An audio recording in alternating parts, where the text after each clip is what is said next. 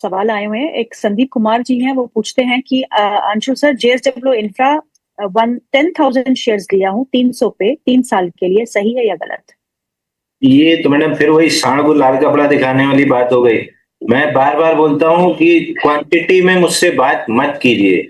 अगर आप मुझसे बात कर रहे हैं तो आप परसेंटेज टर्म में बात कीजिए कि मैं इन्वेस्टर हूँ, मेरा 4% कैपिटल रिस्क है, 2% कैपिटल रिस्क है, मैं ट्रेडर हूँ, ट्रेडिंग के लिए लिया है तो 0.25% रिस्क है, 0.5% रिस्क है। आप 10,000 शेयर लिए हैं, वो नेटवर्क का 100% है, ब्याज पे लेके 200% पे बैठे हैं, या 1 ही % आपकी नेटवर्क का है, ये मुझे कैसे पता चलेगा? या पता चल भी जाएगा तो मेरा क्या बिगड़ रहा है? अगर मतलब मैं आपको एक एग्जांपल देता हूँ, यहाँ पे दो लोग हैं, दोनों के पास बीएससी है। एक आदमी ने बीएससी 200 रुपए पे लिया, आज बोनस बोनस सब खा के आज भी बैठा हुआ है। आप इनको ज्यादा समझदार समझेंगे कि दूसरा आदमी जिसने 200 में लेके 800 रुपए में बेच दिया है? दोनों में से ज्यादा समझदार कौन है? क्वेश्चन है मैडम, दोनों में से ज्यादा समझदार कौन है? जो 200 में लेके आज तक बैठा है बोनस बोनस सब खा के, या जो 200 में लेके 800 रुपए में बुक कर चुका है? जो बोनस वोनस खा रहा है आराम से बैठा हुआ। हाँ, तो जो बोनस वोनस खा रहा है ना, उसकी नेटवर्थ का 0.1% भी नहीं है, कुल 20 शेयर लेके बैठा है, और नेटवर्थ आदमी की 2 करोड़ है। तो आप मल्टी बैगर रिटर्न बना के भी अपने नेटवर्थ पे क्या लिए? कुछ नहीं। दूसरा आदमी अपने नेटवर्थ का 25% लगा के 200 का लेके 800 में बेच चुका है, तो अपनी नेटवर्थ में कम से कम 25% वो ऐड कर चुका है। It is not about multibagger. अगर आपका एक्सपोजर प्रॉपर नहीं है, परसेंटेज में आप नहीं काम कर रहे हैं, आप पैसा नहीं कमा पाएंगे। जेन स्ट्रीट ऐसे दोनों हाथ फैला के दोनों बाहों से स्वागत कर रही है आपका, आइए 45,000 करोड़ में 1 करोड़ आप भी देके जाइए। तो दैट बीइंग सेड, कल मीटिंग है इनकी क्यूआईपी की, क्योंकि अब मैनेजमेंट में घबराहट होनी चाहिए। 3 साल कंप्लीट होने में लिस्टिंग के, ये अक्टूबर में कंप्लीट हो जाएंगे, और फ्री फ्लोट अभी भी 14% है, जिसको 25% पे ले जाना है। तो क्यूआईपी से ये अपना माल हल्का कर रहे हैं। किस प्राइस पे आता है, बस वही एक लास्ट ओवरहैंग बचा है, उसके बाद क्लियर हो जाएगा। दूसरी चीज, अविनाश जी से भी बात हो गई, प्रशांत से भी बात हो गई। 12 से 15 महीने में इनके एक्सपेंशन वाला जो इन्हें कैपेक्स किया है, उसका पैसा फ्लो होना स्टार्ट होगा।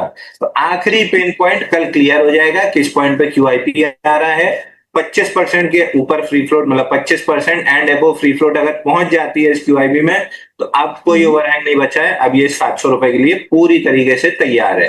तो अपनी नेटवर्क का आपने क्या कितना लिया है, ब्याज पे लिया है नहीं लिया है, ये सब आप देखिए। स्टॉक एकदम सही है, 700 रुपए जा रहा है। स्टैंडर्ड डिस्क्लेमर, फैमिली के पोर्टफोलियो में भरा पड़ा हो सकता है क्या है ही। तबरेज अहमद का सवाल है, रिको ऑटो में करंट रेट पर बाय कर सकते हैं क्या? टारगेट भी बता दीजिएगा। रिको ऑटो में अभी ट्रेड नहीं बन रहा है। रिको ऑटो में नहीं ट्रेड बन रहा है, नहीं अभी नहीं बन रहा है।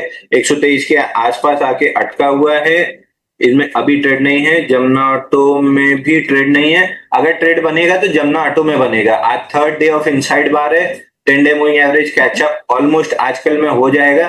अगर ट्रेड बना भी दोनों में तो जमुना ऑटो में बनेगा।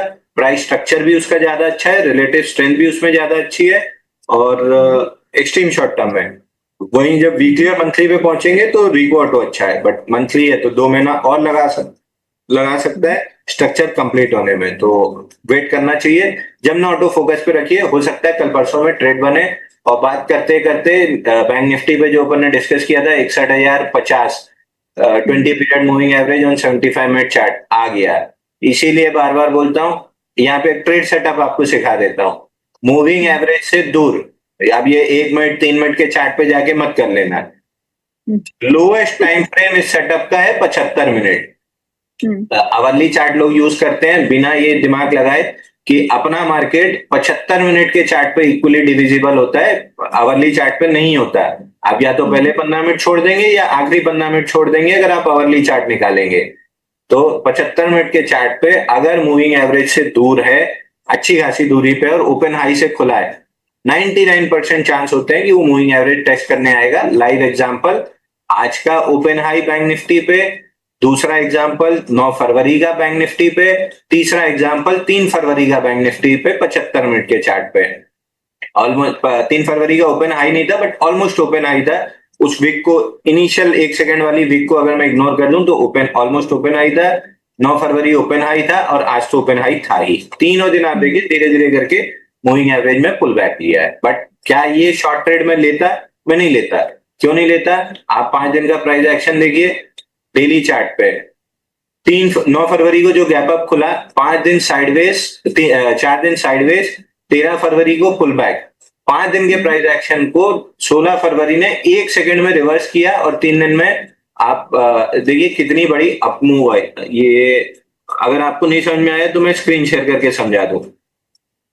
समझा दीजिए प्लीज। ठीक। PCR please take share the screen. क्योंकि ये चीज अगर आप लोग समझ गए तो आप लोग को ट्रेड करना बहुत आसान हो जाएगा। स्क्रीन शेयर कहां से आएगी भाई? शेयर, ये स्क्रीन दिखे तो बताइए। राइट, देखिए लोग शॉर्ट करने की कोशिश कर रहे हैं मार्केट को टॉप मान के। आप ये 4 दिन का प्राइस एक्शन देखिए, इस फेज को, ये मूविंग एवरेज से दूर था, मरा मरा सा ये साइडवेज चला, एक डीपर पुल बैक आया, गैप डाउन के साथ मार्केट टॉप हो गया, बेच दो बेच दो बेच दो। क्या हुआ? मूविंग एवरेज से 3 दिन में क्या किया? इस पूरे 8 दिन के प्राइस एक्शन को देखिए और ये 3 दिन के प्राइस एक्शन को देखिए। आप ये against the trend short play कर रहे थे और आप, मैं with in the trend long play कर रहा था। तो इसीलिए मैं बार बार बोलता हूं नॉट इंटरेस्टेड इन शॉर्ट।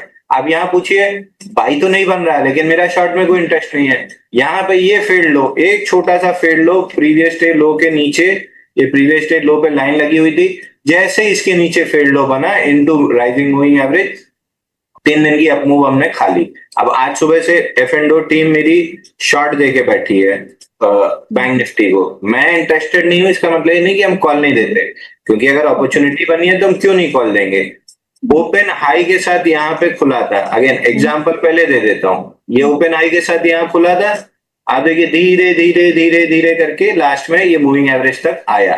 आज ओपन हाई चूंकि अच्छे डिस्टेंस से खुला था, यहाँ पे ओपन हाई के साथ खुला, हमने सेल किया, आ गया 20 मूविंग एवरेज के अंदर। अब यहाँ से हम केवल वेट करेंगे, जैसे ही बुलिश एविडेंस मिला फिर बड़े अपमूव के लिए प्ले कर लेंगे। तो प्लेइंग इनटू द ट्रेंड, हमेशा इनटू द ट्रेंड आपको प्ले करना चाहिए। इस टाइप के सेटअप से आपको हमेशा बचना चाहिए, unless you are a professional. अगर आप प्रोफेशनल हैं, आप रिस्क मैनेज करते हैं, तो डिफरेंस में बताता हूं क्या होता है। ये शॉर्ट ट्रेड हम लेते, बिल्कुल लेते। मैं अगर आपसे ये कह रहा हूं नहीं लूंगा तो वो इसलिए कह रहा हूं क्योंकि आप सुनने वाले रिटेल इन्वेस्टर हैं।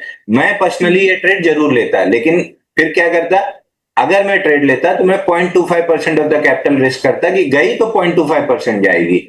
वहीं पे जब मैं ये वाली ट्रेड ले रहा होता, जब मैं ये वाली ट्रेड लेता, यहाँ पे प्रीवियस डे लो पे मैं लाइन मार के बैठा रहता कि ये जैसे ही इसके नीचे फेलियर मिले, इसके नीचे फेलियर मिले, आ जाएंगे 15 मिनट के चार्ट पे, जैसे ही इसके नीचे फेलियर मिले और ये पहली कैंडल ने कंफर्म कर दिया था क्योंकि ये फेल हो रहा है, मैं यहाँ पे 1% ऑफ द कैपिटल रिस्क लेके चढ़ जाता और ये पूरी मूव खाता। तो ट्रेड तो मैं दोनों लेता, बट डिफरेंस क्या होता है? डिफरेंस होता है मेरी कैपिटल डिप्लॉयमेंट में। अगेंस्ट द काउंटर, मतलब काउंटर ट्रेंड ट्रेड पे मैं 0.25% रिस्क लूंगा, इनटू द ट्रेंड वाली ट्रेड में मैं 1% ऑफ द रिस्क लूंगा। इसीलिए मैं बार बार बोलता हूं क्वांटिटी जब आप बोलते हो तो आप सांड को लाल कपड़ा दिखा रहे हो, क्योंकि quantity is not backed by science. Science क्या है? 0.5%, 0.5%। ये पहले आप ये तो डिफाइन करो कि आप काउंटर ट्रेंड कर रहे हो, ट्रेंड कर रहे हो, आपकी रिस्क क्या है, कितनी क्षमता है। बाउंस बैक ट्रेड्स कर रहे हो तो 0.25% से ज्यादा नहीं जाना चाहिए। इनटू द ट्रेंड प्ले कर रहे हो तो 1%, 2% भी ले लो अगर बहुत अच्छा लग रहा है तो, उस हिसाब से ट्रेड करना चाहिए। चलिए एक और सवाल लेती हूँ। संदीप मेहता का सवाल है, वो पूछते हैं Shri Digvijay cement bought at 80, what to do? देखिए दिग्विजय सीमेंट मेरे को पसंद तो है, लेकिन अभी दिग्विजय सीमेंट मेरे को पसंद तो है, लेकिन ये इसमें कुछ तो ऐसा हुआ है जो अभी तक मार्केट को, या एटलीस्ट मेरे को नहीं पता है। 20 जनवरी को ये 700% वॉल्यूम से 15% गिरा था, उसके बाद से कंटिन्यूअस डाउन मूव में है और ऑलमोस्ट ट्रिपल बॉटम बनाने के लिए वीकली चार्ट पे 65 का लेवल प्रोटेक्ट किया है। तो मैं इंटरेस्टेड तो पूरा हूं, वीकली चार्ट पे मंथली चार्ट पे कोई बुलिश एविडेंस बन जाए I would be a buyer, क्योंकि मैं सीमेंट स्पेस में अगले 5-7 साल के लिए केवल बाइंग देख रहा हूं, मैं किसी तरह की सेलिंग और शॉर्टिंग नहीं देख रहा हूं। लास्ट में दो ही बचेंगे, मोस्ट लाइकली दो ही बचेंगे, एक अदानी बचेगा, एक बिरला बचेगा, बाकी छोटी मोटी सब कंपनियां टेक ओवर या मर्जर एक्विजिशन इस टाइप का कुछ ना कुछ होके यही दो बड़े प्लेयर बचेंगे। तो ये भी कभी ना कभी टेक ओवर में जाएगी। इमीडिएटली लेना, ले चुके हैं तो होल्ड कीजिए, इमीडिएटली लेना है तो प्रिज्म जॉनसन ये ज्यादा अच्छा लग रहा है, वहां पे ट्राई कर सकते हैं। एक आखिरी सवाल ले लेती हूँ, देबाशीष का सवाल है, वो पूछते हैं siemens energy India share and siemens